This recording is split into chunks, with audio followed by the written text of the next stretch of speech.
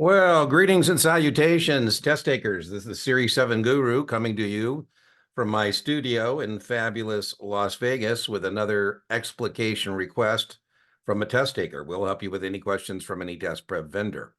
This question, the test taker was asked if a customer purchases expecting volatility. By the way, that's a hint. You hear the word volatility in terms of test taker, you think, man, I'm thinking of straddle, right? Because you're either buying or selling volatility on a straddle. But anyways, let's assume we didn't know that was a hint. Your customer purchases, anticipation of volatility, purchases an ABC March 40 call at 1.35 and one ABC March 40 put at 115. What I like to do is spend a lot of time on my setup, get comfortable with what I'm looking at. And so I'm going to fire up the T. You always want to fire up. There's the market price of the stock. The market price could be anywhere from 0 to infinity. And when we're straddling here is the strike price line. That's why it's called a straddle, and that is testable to be able to identify this as a straddle. If you can't identify the advanced option strategy, the multiple option strategy correctly, you're going to be struggling. The next thing I always say is fire up the T. Tracking dollars out and dollars in. So we got a 40 call, and we paid 1.35 for that. We have a 40 put. We paid 1.15 for that. So it looks like we're total out of pocket here, 250. Please note, I haven't even told you what the test question is. We're just, again, doing our setup. We want to do a setup, and then second part of the process would be to answer the question. All right, so now it says just before the option's expiration. So that means they're telling you that there's very little time value left. And they don't even have to do with that because they say you close it out for intrinsic value. So ABC is at 4205, and you close out for intrinsic value. There are 4 test questions about a straddle. Can you identify a straddle? A straddle is when you're long 2 different type of contracts, long a call, long a put. That is testable. Just tell me you're looking at a straddle. A straddle with different strike prices is called a combination. You wouldn't do anything different. Test question number 2 is, can you calculate the break-evens? A straddle is the only Series 7 strategy in which there are 2 break-evens, an upside break-even and a downside break-even. And so the way we do that is strike price, XP means strike price plus total premiums, strike price minus total premiums, get our 2 break-evens. Test question number 3, where is the straddle profitable? In a long straddle, you want it to be outside of your 2 break-evens. We have a good memory aid device for this, SILO.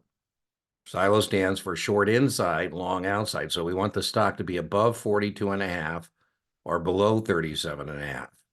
When do we use a straddle? When we're expecting volatility, but direction is uncertain. For example, a straddle I purchased in my own personal account was a company in which there was a new CEO who was hired to fix the problems of the company. And I don't know if he's going to fix the problems. If he does, the stock goes up. If he doesn't fix the problems, the stock go down.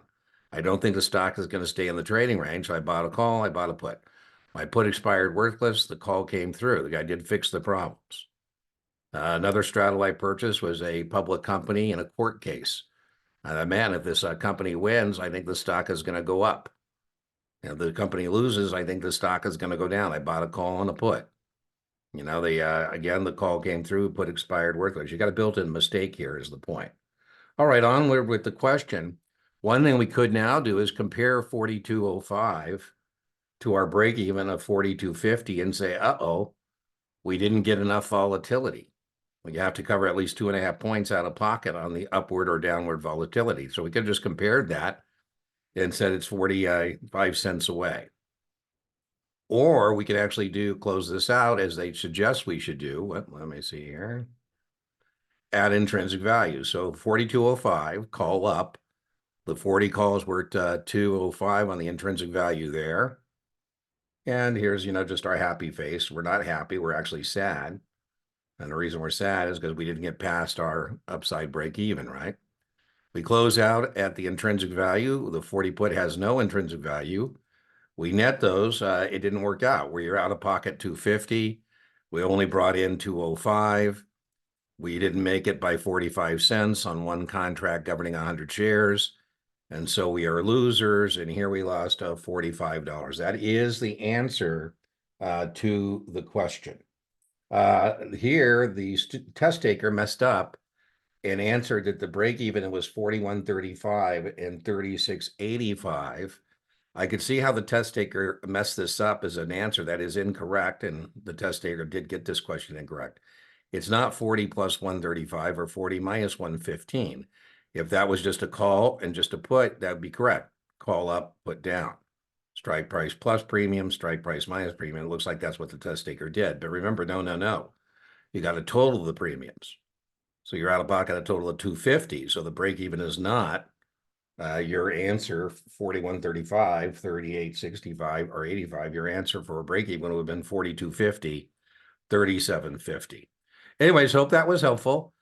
In the video description and a pinned comment, I will link to either my advanced options lecture, my advanced option class replay, or maybe just a little short 15, 20 minutes on straddles. So remember 4 test questions on a straddle. Can you identify it?